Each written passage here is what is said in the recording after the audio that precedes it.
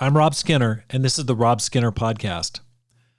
I watched a recent Keydogo video in which a couple from the Gold Coast of Australia, Rob and Katie Mulhearn, shared that both their church and the entire South Pacific and Australian churches had doubled in size. I was fired up to hear that good news, but I wanted to find out how they did it. So I asked Rob and Katie to share what's helped them to take their church from 37 disciples to 75 members over the past 5 years.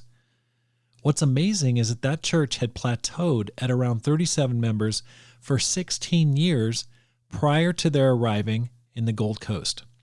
Listen as they share what's helped them to grow, what their weekly schedule looks like, how they stay connected relationally in a vast area of the world, how they manage the ministry with 2 toddlers and 1 on the way, and how imitation and friendly accountability helps them to stay focused.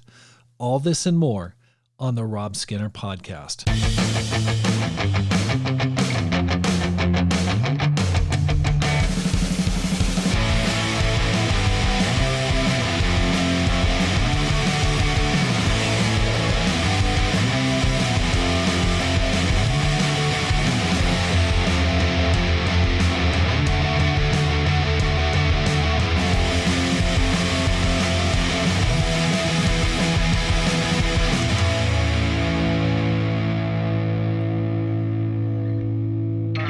Welcome back to the Rob Skinner Podcast. My goal is to inspire you to live a no-regrets life, make this life count, and multiply disciples, leaders, and churches. I hope you had a fantastic Thanksgiving if you're living in the United States, and if you're not, I hope you have a great Christmas season coming up. I'm recording this episode on November 30th, 2022. I've got some good news I want to share with you. This past semester at the University of Arizona, I've spent 4 days a week reaching out and walking with the disciples on campus. Kevin Liu, Erica Liu, Felipe Marias, and Ed Mejia. And it's been an awesome time. We started the semester with 3 disciples. I mean, it really had gone down after COVID. We had about probably 23 to 25 disciples prior to COVID. Really declined, some graduations, some people had left. And so our goal was to grow it. And so we had a great baptism like about a month ago. And then on Sunday, a man got baptized, and it was really encouraging because I was out sharing with Ed Mejia, and I walked up to a guy sitting on a bench and invited him to church, and he came out to church, and then he got baptized on Sunday. And it was just so thrilling. I mean, he just really, there was a lot of ups and downs as we studied the Bible with him, but he made that decision to make Jesus Lord, and it was a huge, huge source of encouragement to me and to all the disciples. And so we're plugging away. So we're seeing some great guys get baptized, and we have other people that we're praying for. So keep us in your prayers as we continue to rebuild this ministry. I want to give a shout out to Melanie Yu. She sent a gift to help support the work here and the program. So I just want to say thank you so much, Melanie, for your continuing support. It means the world to me, and I'm so grateful. It really helps me to do what I'm doing, and I'm just so grateful for that. Pam and I went on a getaway Sunday after church. We went up to Sedona, and we do this probably, we've tried to do it every year. Last year, I don't think we did it, but we get away for a couple days to rest, but also to plan out for the new year. And it helps us to get on the same page. We talk about the ministry. We talk about our kids. We talk about our finances. We talk about all sorts. I mean, it's kind of like 2 straight days of talking. And we had such a good time, and I'd recommend it to anybody, especially if you're a married couple, just to get away. If you're single, try to get away anyway. But think through, okay, how can I make 2023 my best year ever? So really, really enjoyed that time. Also, I want to talk about the Climb Small Church Conference coming up November 30th of 2023 in Dallas. Now, that's not this year, but it's next year, a year from now. Actually, I think today is exactly 1 year. And so I really want you to come to this, and I want you to plan it. I want you to share good news about this. I want you to tell your friends. If you've got people that want to grow, they need to come to this conference, because it's going to be all about how to grow your small church, how to grow as a missionary. And that's going to be in Dallas, November 30th through the first few days. It's that weekend. I think it starts on a Thursday, ends on Sunday. Really, really want you to put that into your calendar, put that into your budget. It's going to be well worth it, even if you live overseas. Definitely want you to come. It's going to be amazing. So Climb Small Church Leadership Conference is going to be awesome. I'm going to start a new section on the podcast called Life Advice.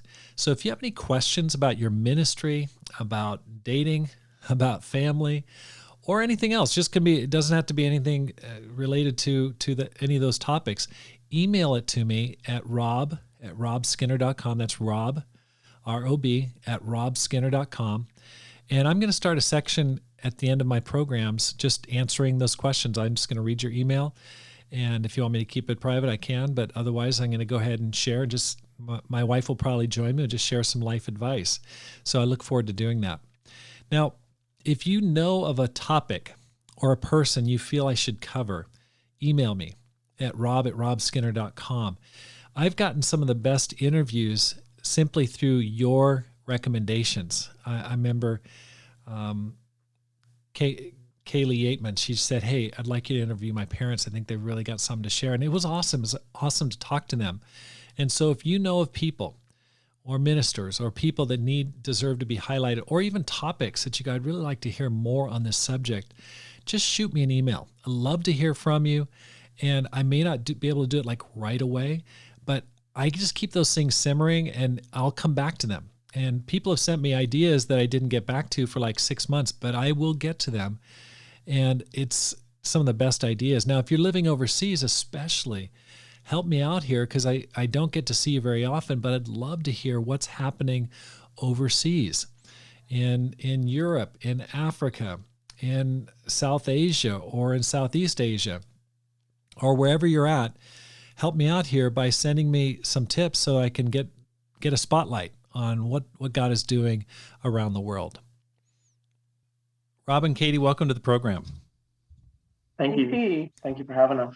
Now, I saw you guys on a video recently from Keydogo that Mike Tolliver puts out in San Antonio. And you made the claim that the churches in your region of the world, is it the Pacific? What is it? The Pacific? Yeah, the South Pacific Australia region. Yes. South Pacific. Okay. The SPA region. Okay. That sounds like a good name.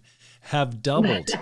And so I thought, boy, we got to find that out. I mean, it's a very short video. You just shared the highlights, but it left me wondering, okay, how'd you do that? I mean, anytime I see God working in a great way, I want to know specifically what is it? Like what are you doing? I mean, it doesn't just happen naturally without, people working alongside or coworkers with God. So I definitely wanted to ask you about that. But before we get into that, how did you guys become Christians? My wife started. Oh, well, for me, it started off with one of my high school friends actually reached out to me. My parents sent me to church to kind of get me out of the house and to hang out with friends and things. So they sent me to a youth group on a Friday night. And I always thought there was something different about God and something real there, but I never really dedicated my life to it or really took it seriously. But I had this high school friend who we both used to go to one another's churches and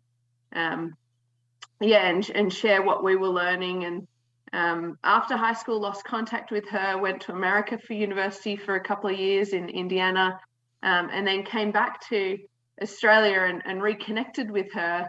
And that's where she invited me along to a women's retreat, a weekend away. And it was just unlike anything I'd ever experienced in the world or even in the religious world. Just these women, their connections, their friendships, the way they really said, I'm going to read my Bible, and they did, and it was clear in their lives. And the way, she was, I think, about 21. We were about 21 at the time. And she was talking to these 56-year-old women like they were friends, which was super strange to me. Because, it's like whenever I talked to my parents' friends, it was about the weather, and then I didn't ask them any questions. They just asked me about my life. And so that was just something I'd never seen or experienced. And it was something that was so in contrast to all the other churches I'd been to and I'd experienced. I felt like there was just a genuine and a sincere faith that really wanted to follow what the scriptures said, because I'd felt like the other churches I'd been to, there was a lot of hypocrisy, and, you know, they'd preach, read your Bible, but it was evident no one was doing that, or they'd preach, you know, stay pure in relationships, but there were people having kids outside of marriage. And so that was something that really stood out to me and really challenged me. And so, yeah, after that weekend was asked to study the Bible, and that was the beginning of that journey. I think it was really a challenge for me as we studied the Bible to question baptism and question all these beliefs that I thought I understood and I knew, and really just say, okay, but what is the truth? What is it the Bible saying? And so, so that was about 11 years ago. I became a Christian, and it was all through my connection with her. Wow. Yeah, but what about you, Rob? Yeah, look, I have a much simpler story.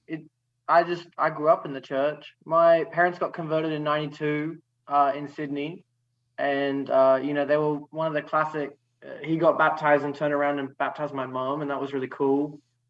He sadly fell away in '94, and so I kind of grew up with just my mom being the faith breadwinner, the person who ran our house faithfully. And she's just awesome. I mean, she's an incredible woman with an incredible story, and has, you know, since then had incredible faith. So I always grew up, you know, every Sunday is without excuse.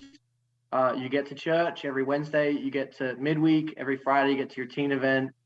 We lived in England from 98 to 03 in the south region there, and we lived in Surrey, which is a fair bit further south of you know, it's on the M25 down south of London.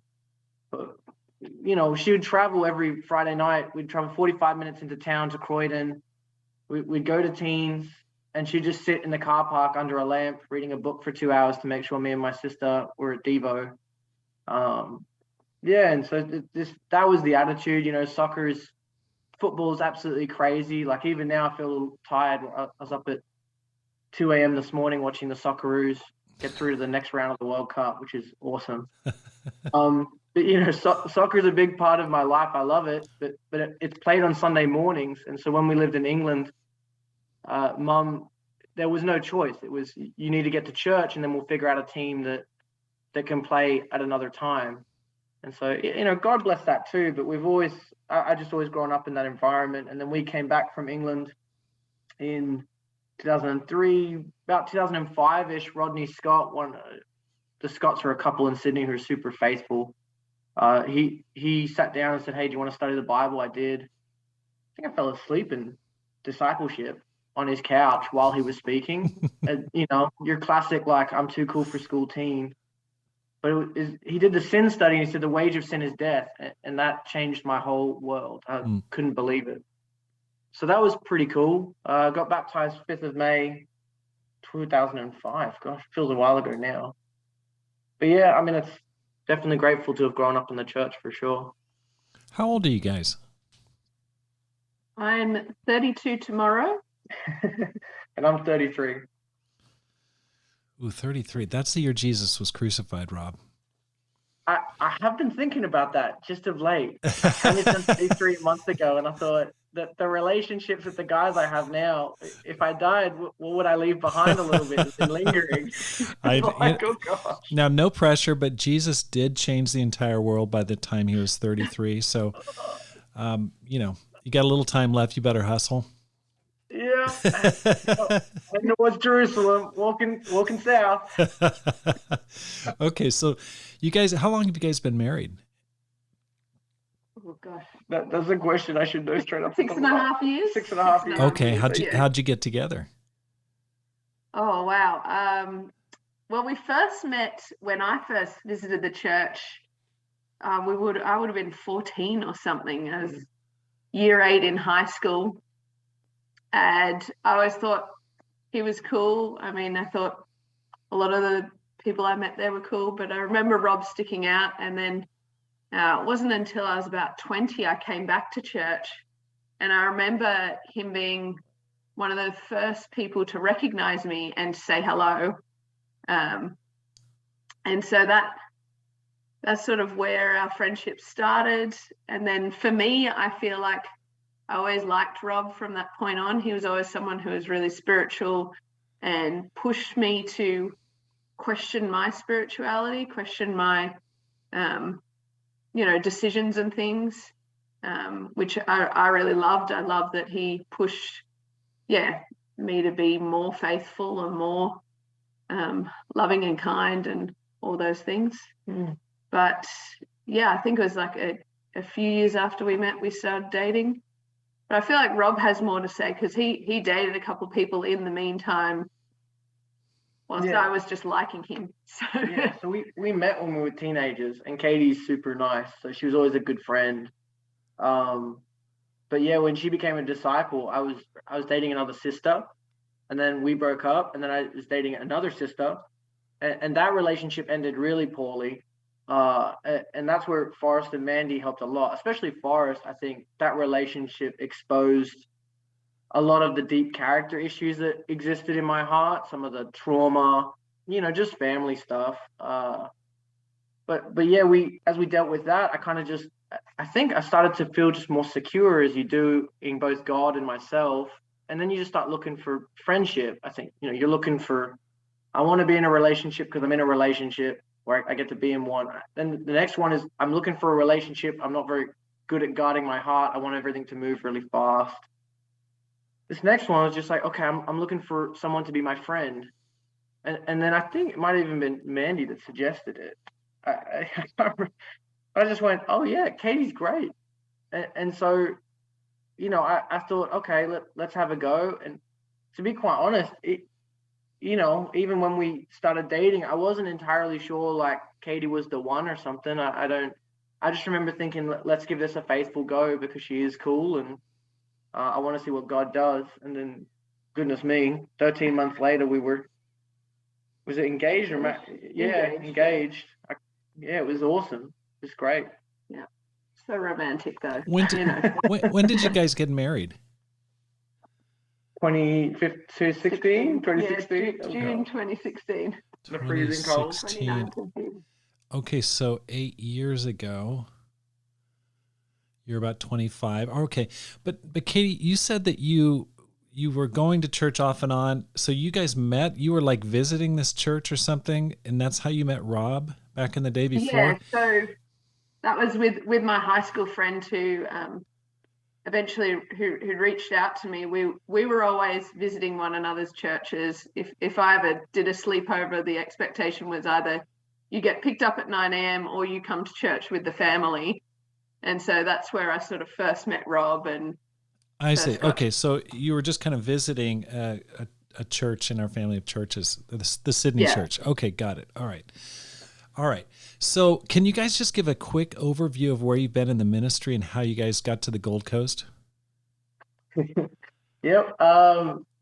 So like I was talking about a little before we started, I did a lot of teen work for years while I had my, just my normal career job.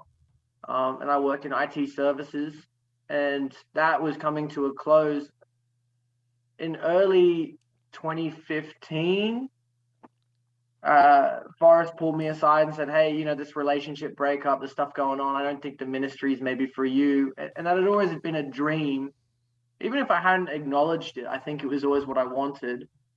And then you come to terms with that and you just go, okay, amen, let me have a heart that's like, this is God's plan and he knows better. And I think I was ready just to be secure, and like Katie was on the radar, and that was pretty cool.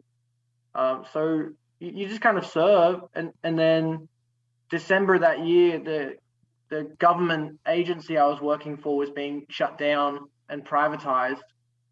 And so it was, the end of that particular part of my career. And I was talking to Forrest about it, and we were going to host the 2016 Reach conference. And he just said, hey, could you start part-time if the Reach conference like covered some of your salary?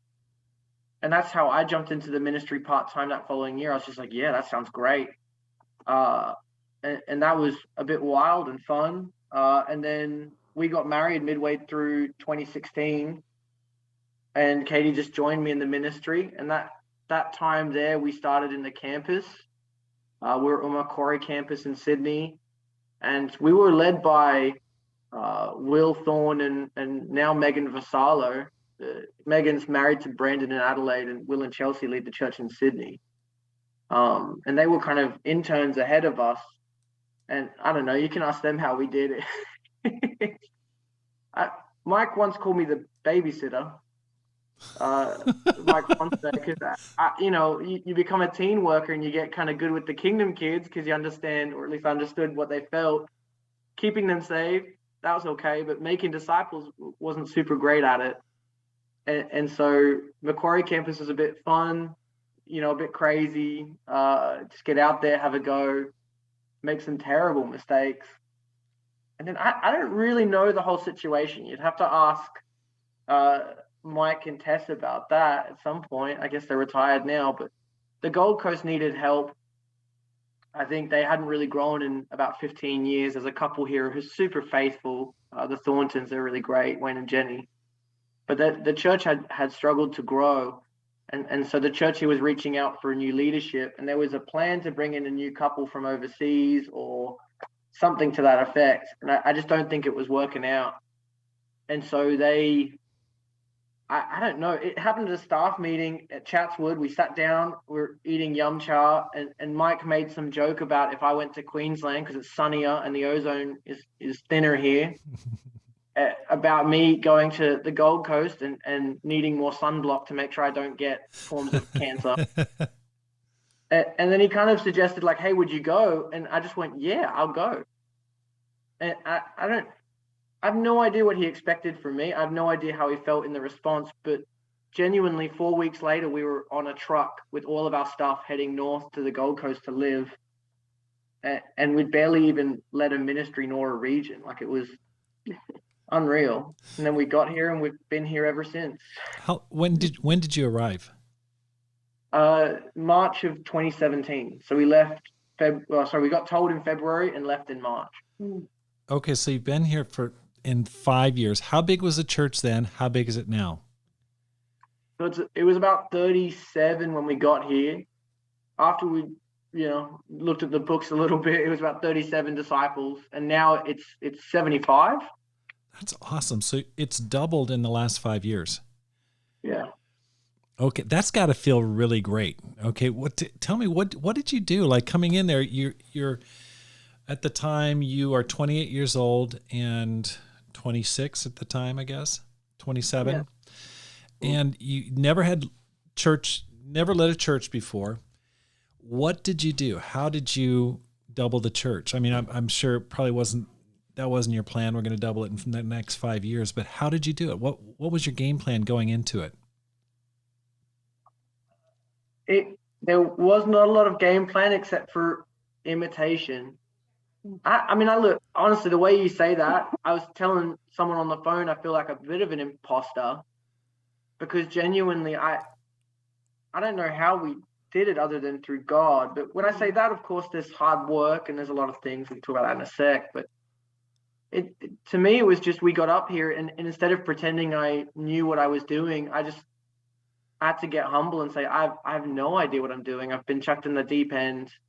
I don't even think the people who sent us here expect us to swim. They just kind of expect us to survive until they can find someone else to replace us. Well, exactly. I mean, it hadn't grown in like 15 years. You had a steady and stable couple there leading it beforehand, which is awesome. But you come into a church that has established kind of a pattern and has plateaued at that level. How did you change the standards? How did you change the culture where you said, hey, we are going to start growing? It just starts with us, right? Yeah, I was just thinking we were very blessed and lucky that when we came up, I think the church was in a place where they were very faithful and they wanted the change and they were ready to start doing something different. And I know we got a lot of advice about, make small changes, don't jump in and do anything big straight away. You don't want to make any, big ripple effects. But I felt like we made a couple of small changes and the church really said, yeah, let's keep going. What else do you want to do? And so, yeah, a lot of it started with I think us just, especially in the campus, we found that was a really great place to sort of establish and start making disciples. But and I think we just sort of, I remember meeting with every married couple. We got dinner with them within the first 2 months. We'd met with all the marrieds and just sort of started building those friendships, building that trust.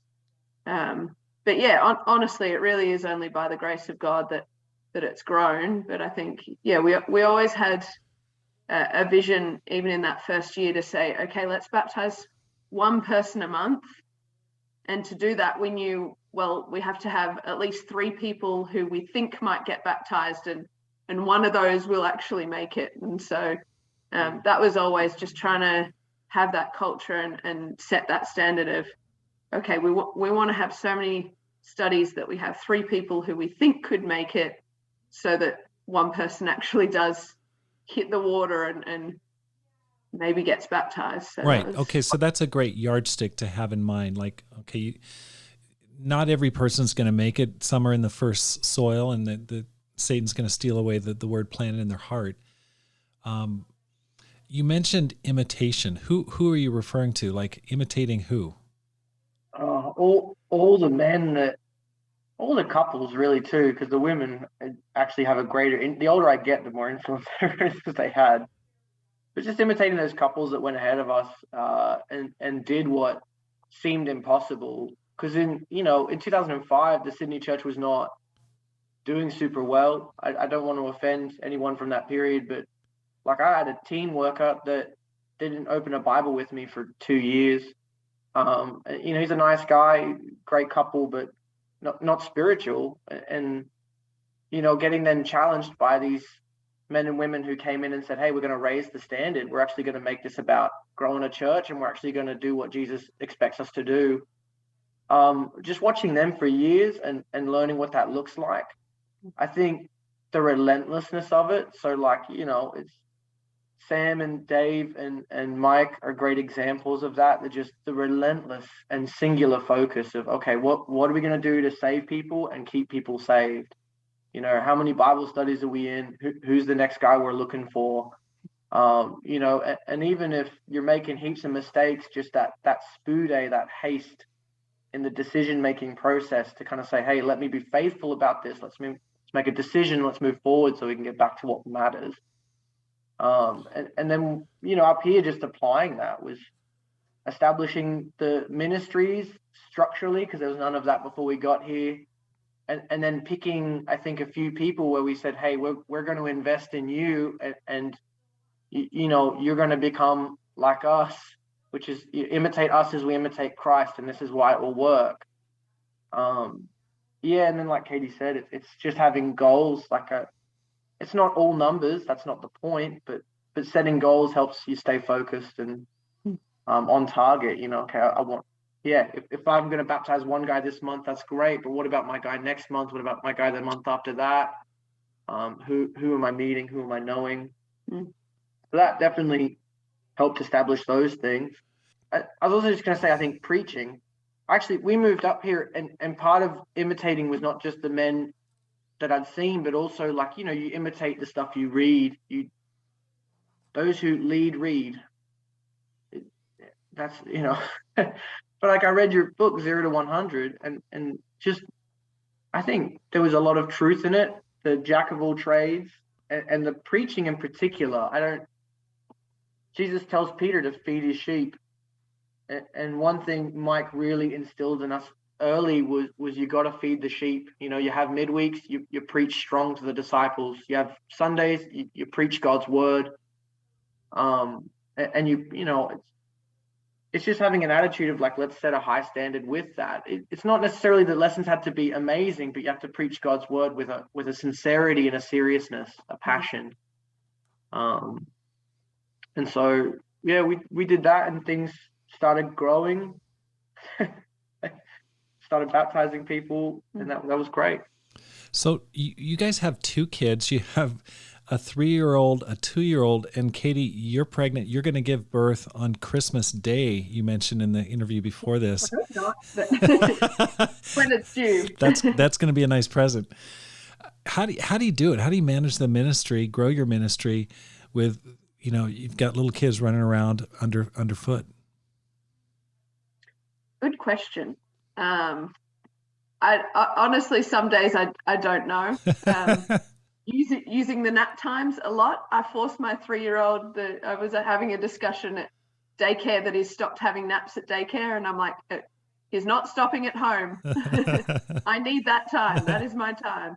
But yes, often I feel like we try and juggle a lot with Bible studies, our priority, and so whichever parent has a Bible study, Rob or I, the other one is taking care of the kids, and that's priority. And then we do a lot of meetings where, I'm halfway through talking to someone and I get interrupted that I have to change a nappy or diaper or stuff like that. But I think thankfully we have such a network of amazing campus students and even other parents who are willing to babysit and watch. So I think, sorry to them, I feel like we sometimes use and abuse them, but I think a lot of it is just babysitting, using the outside hours when they're asleep, and trying to juggle the load and prioritize a lot. We have to have a meeting even once a week where we just sit down and go through our own calendars to say, who's got the kids here? I need this time, and really plan it out. I think it's a lot of planning. Okay, so let's just kind of talk a little bit about that. So a lot of good stuff right there. You guys have a discipling time every week. You go through your schedule. You prioritize Bible studies. So if Rob, you've got a study, then Katie, you'll help him so that he can be in that study, and vice versa. So Rob, if Katie's got a study, you'll watch the kids so that she can get into that study, which is awesome. You don't just go, hey, your job's take care of the kids. Good luck. You work as a team in helping each other to make it happen. Another thing is you ask for the disciples to help you out with the babysitting. Yeah. And do they volunteer to help you with that so that you guys can get into studies? I think they have hearts that would want to volunteer, but you still have to, you still have to ask and be bold. I think shameless audacity really helps with that one. And I think helping people understand it is the mission. We're here to do a job, and there are certain people we want in those Bible studies too. And so we need to ask specific people, and we help them understand this is why we're asking you to help, and we really appreciate that you do. It also trains our kids to be fellowship oriented, church oriented. These people coming into our lives are all different, wildly different backgrounds, life stages, but our kids are expected to engage them, learn from them, be loved by them, love them. So they have a lot of uncles and aunts as a result, which is great too. Okay, that's fantastic. Now, what do you feel like you're doing that others may not be doing? Now, this can be either you and your church or the other churches around the South Pacific, Australia region. This is a loaded question because I don't know what other people are not doing. But I think if things aren't growing, I think it's just for us whenever it's not happening, because there are certainly good years and bad years. It's not just been good the whole time. That's a pipe dream. But for sure, I think it's just getting that singular focus back. Like, okay, how do we pare away from the distractions, the things that are going on in the world, the generational issues, the cultural issues, the current world issues, and you say, okay, those things have their place, but what about the mission? And just keeping it that simple is, I think, sometimes what I see we don't do, because it is easy to get caught up in that stuff, even just with like church and its social media presence, it's live streaming and stuff. It can be, that stuff is so great and it's so helpful, but it can be sometimes a distraction from what we need to do. And then you got to find other people to go do it and take the lead on it. Yeah. And I think, like, for me, I always feel like I want to find the silver bullet. What's that thing that's just going to, explode the mission or whatever. But as Rob says, it's really just sticking to kind of what Jesus said, like go and make disciples and feed the sheep. And so I feel like that's a lot of what we concentrate on. And I think something that's really helped us is in the South Pacific, we're quite interconnected because a lot of our churches are really far away from one another. And so I think that isolation draws us to want that connection. And so even as church leaders, we have a men's, all the church leaders within the South Pacific, the men get on Zoom and meet up once a month, and the women do the same. And even not just the church leaders, but those we're training up and those who, are also on staff. We've all got little Zoom D groups. And I think that for me has really helped just to get ideas, to be able to share things, and then to also get that discipling and that training through that time. That's just, really helped me to have that confidence and look at, okay, how can we keep growing? How can we keep fighting when sometimes being in a small church or being in a, somewhat more isolated region, it can feel like I'm just doing it myself and I've got to be the faith for the whole church. But no, it's a shared mission. So you have like Zoom discipling groups, split men and women. How often do you have those? Is that like monthly or? Yeah, so we have our staff meetings where we get together in person, but then since COVID, one of the benefits has been those monthly meetings. And so I lead a married intern D group. So all the interns that are married, have a couple of kids or yet to have kids, we have a D group monthly. And I pull in the other evangelists into that often as well. And then the group beneath that, so like we have an intern, Darcy Smythe, he joins that, and Brandon and Megan lead that in from Adelaide. And then we're part of a church leaders one as well from the men's side. And the women have like a similar structure. They meet monthly, and it's not so much, it's discipling it for sure as you ask questions, how you doing, how's your ministry doing? It's also just an opportunity to connect and say, hey, these are some things I've seen, these are some things I'm struggling with. What do you guys think? What can we do that's better, or even just freshening things up. Often the mission can become hard when it loses its freshness. I mean, you probably know this. Right. And so just, being the simple challenges and being reminded of just how great it is to be in the ministry and giving it a fresh perspective changes everything. So. Exactly. No, that's very helpful. So making sure you stay connected.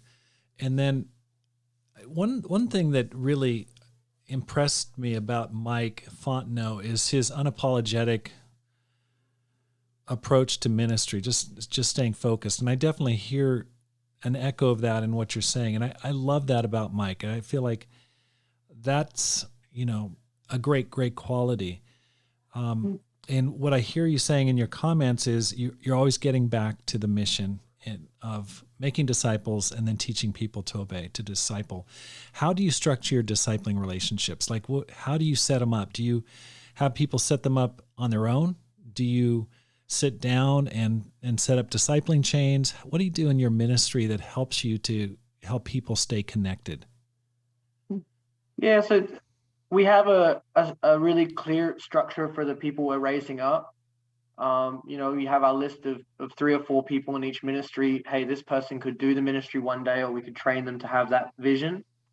And then beneath that, we help the ministry leaders, who are usually those people, create a chain. But for the people beneath the ministry track, we do have discussions with them about what's best. So sometimes not everyone has the same faith, and Paul talks about that. And so sometimes people, they just need a certain kind of relationship.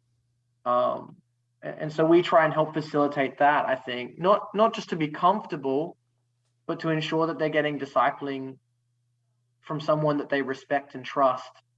And when they don't want that, then we kind of make a point to help them understand being a part of a ministry is that there's a structure and a set of expectations that come with that, because it's a ministry group, it's a mission-focused group. So we've had no pushback really from that. And when we do, if we talk about it with them, it's not hard to win people over because they can hear the sincerity of, hey, we're not trying to make you do something that is just uncomfortable for the sake of it. We're trying to help you grow your relationship with Jesus, and we all need other people to do that.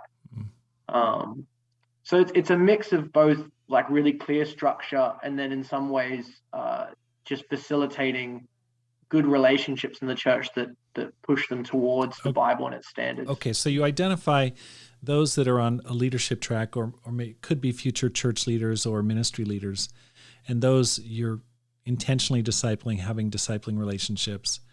And then for those who are not necessarily leaders, then you just make sure that those have really good relationships within their small groups. Yeah. Okay. And me and Katie will try and meet with everyone in the church maybe once a month. And so okay, wait a second. You meet with every person in your church once a month?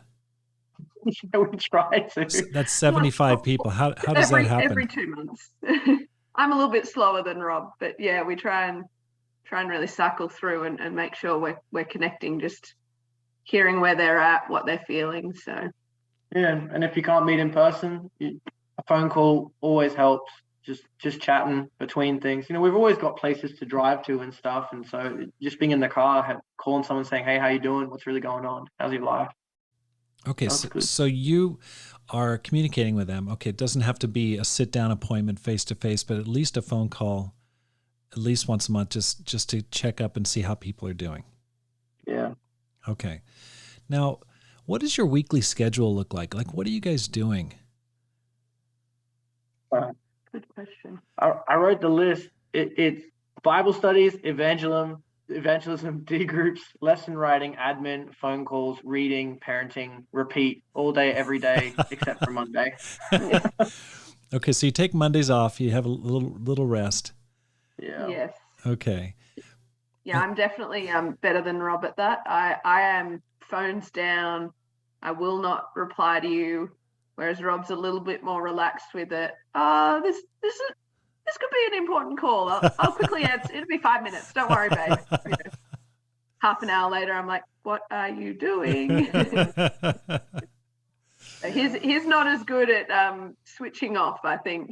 His ministry does go 24 hours a day. I think with the kids, I get so exhausted that I realize I need that clear-cut day off, mental break, I think emotional break. Absolutely. Okay. And then how many studies are you guys usually in? I know we're getting really technical here, but I want to find out, like, what are your standards?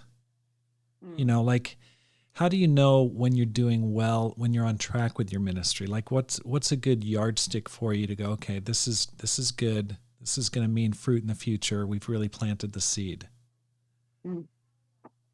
I wish it was clear cut that this many studies does equal fruit. I don't think that's always so clear, but I think between the two of us, we try to be in at least 5 to 10 studies a week.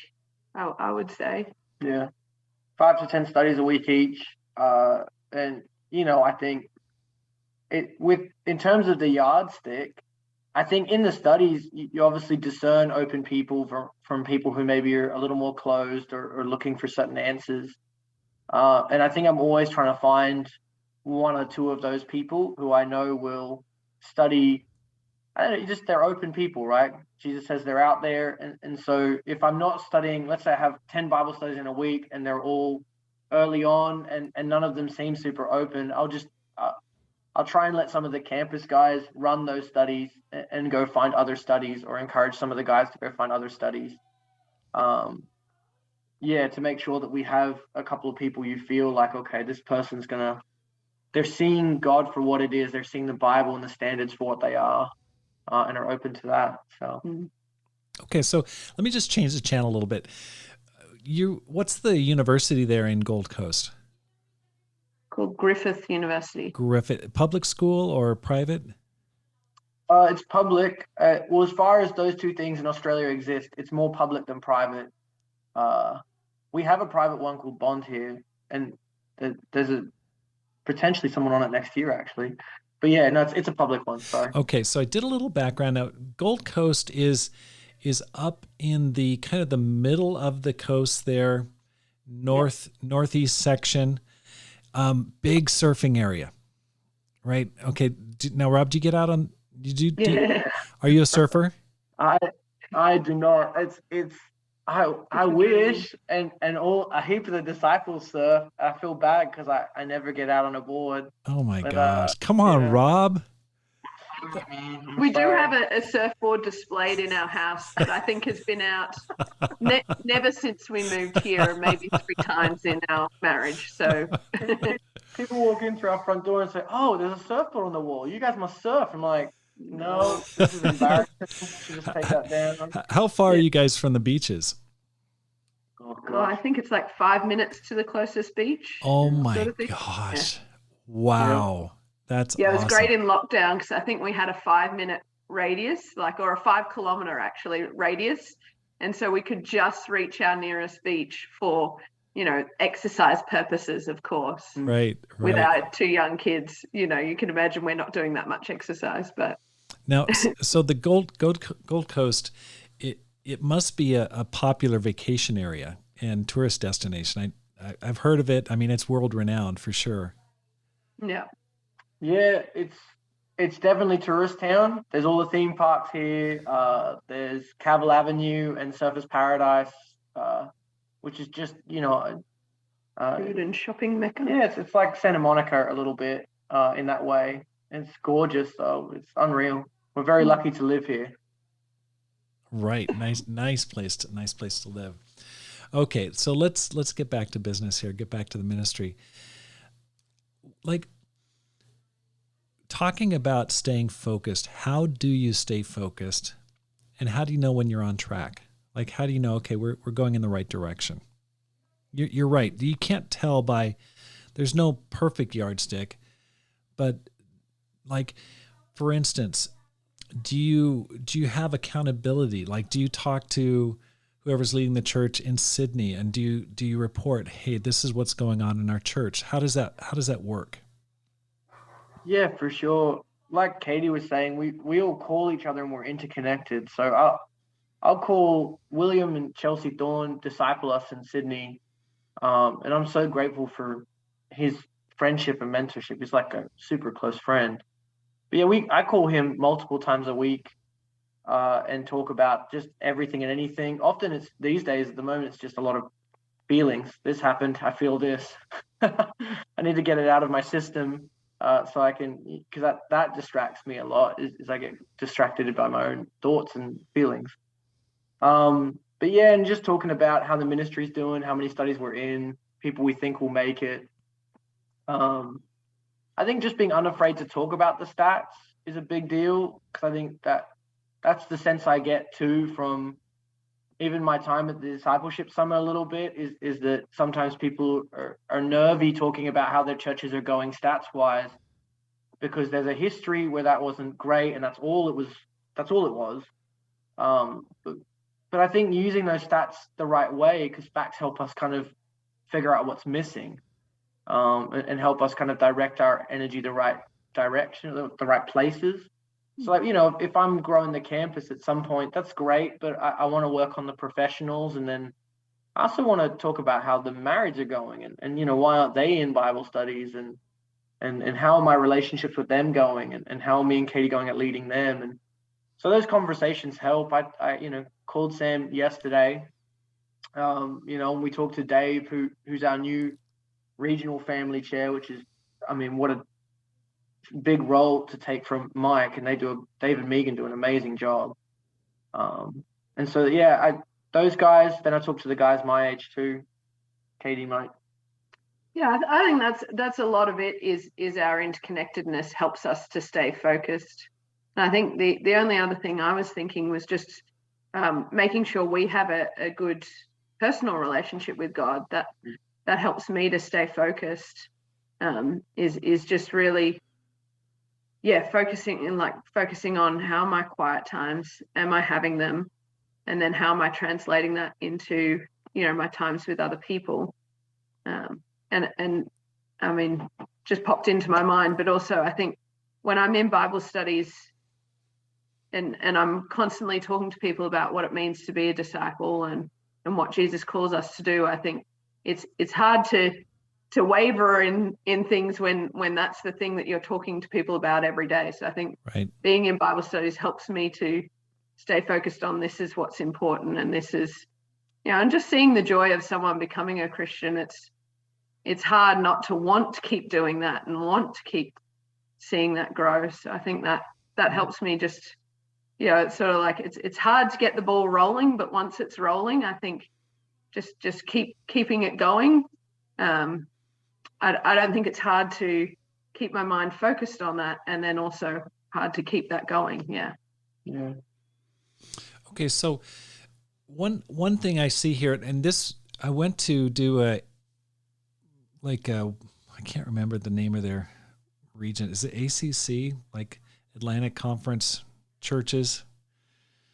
I did a conference there in 2014 for Randy McKean and for Mike, and it was great because there was a form of accountability. Everyone knew what was happening with each other's churches, which I think is so important. And I feel like that's been lost since 2003. There was kind of a rejection of any type of accountability, but that is really what hurts small churches, is because you can't keep track of how one another is doing. It's like statistics are kind of like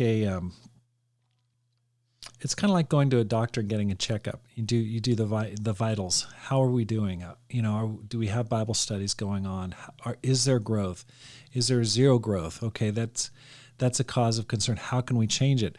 But if there's a good relationship, then it's a source of help. And I think this is something that can be super helpful. And I think for small churches, oftentimes there's fear, there's shame, and you get into kind of a situation where it's like, don't ask, don't tell. Just, we're going to keep it quiet. We're not going to talk about anything substantive. And then eventually that church leader they fall out. Something happens because they're not growing. They're not personally growing in their walk with God, and their church isn't growing. And then, it's like 5 years later, it's like, I saw that coming, but I didn't really do anything about it. And that person's no longer either faithful or definitely not in the ministry. So that's awesome that you guys do that. What do you see as the reasons why churches don't grow? Again, it's a loaded question that I don't know I have the answer to really, but again, it's just when people lose that focus. For me, one of the things that motivates me to stay focused and to keep growing is that whenever I think I'm working hard enough, I go read like one of Paul's letters, and you just think about the time of history he's in. He has all the social issues, all the generational issues and cultural issues, all building up like around him, and yet he's never. It's not like a distraction to him. It's just keep doing what you need to do to get the ministry moving, And even the way he talks to Timothy, it's like, I don't know how it's read, but I read it almost sometimes like a little condescendingly, like he's still teaching Timothy after all these years, like, hey mate, you've done well, but you still got to be humble to the input, and you got to get focused on what matters. Here's some false teachers. Okay, deal with them, but then get back to the ministry. Carry on being faithful the way you were when you first joined me. And then I think about the suffering he faced. It's like immeasurable. It's so, well, I mean, it is measured because it's in there, but it feels immeasurable in contrast to what we do here. And I just think there's always more to give. I always, me time and those selfish new age ideas about like, you need to take care of yourself first. There is absolutely truth in managing your schedule. But like Jesus takes care of me, and in eternity, I'm not going to really worry about how well I was taken care of, for the time I was here. Also, Jesus promises that, right? So I think it's just giving of yourself and saying, hey, there are genuinely no limits to this. I'd much rather someone come into my life and say, hey, you've reached a limit than to have my limits determined by my own self. And that's where the accountability is great too, because I'm just not trustworthy with my own standards. I need Will and those guys to call me out and say, hey, you're missing something. Right. Yeah. Look, even just quickly in contrast, when we first moved to the Gold Coast, Mike sent us up here and he said, you got to call me. And I didn't want to call him because Mike makes me nervous. Right. I can see why, definitely. Yeah, that unapologetic nature is like, I appreciate so much how he worked to make me secure. But I didn't want to call him. And he called me 3 weeks into being here and he goes, why haven't you called me? Right. And okay, I should probably do that. And just getting humble, like changed everything. Right. So that's really important, I think. Right. Yeah, and I think for us also, I feel like something that we're trying to work on as the church grows. I think we can struggle and get to a point where we can't keep growing the church, just Rob and I. So I think sometimes that can happen, and I feel like we've already seen that happening in our ministry. If we're not raising up someone else to be doing the job as well, then we can't, go from making 9 disciples a year, say, to 15 to 30 as the church grows. I think we need more, trainers. We need more people. We need to train trainers. We need to train people who can do the job, who can train the next people to do the job. And I think, I feel like that's something we've seen in the years as our church growth hasn't been as great. It's because we're just trying to do the work ourselves, and we're not looking at, okay, who can help us, because we're not capable of keeping on doing this forever, sort of thing. Right. If that makes sense. Right. Now, are you guys happy about your decision to go into the full-time ministry? Yes, very much. If someone were in their 20s and they're thinking, man, I don't know if ministry is for me, what advice would you give them? Like, if they're kind of wavering and they're considering it, but maybe they have an IT job like you had, what would you tell them is the benefit of being in the full-time ministry? I mean, you get to see all of the things the Bible says about those with faith can move mountains. You truly get to experience that. Maybe not a mountain moving, but certainly when you watch people change and you just think, what on earth did I say to them in that discipling time to make them repent? I didn't say anything. I just showed them the scriptures and it actually works. It's like, and then you watch people not just transform, but then transform others. It's a mind-blowing thing. It's a cosmic thing. And you just don't get that anywhere else. I was a public servant and I was grateful for that, because you're not serving, some entity that's just out to make money or something. And that's, not a slam against jobs. I'm just grateful for that. But then to spend my life being purposeful and doing the mission, I just can't think of a better way to use my life.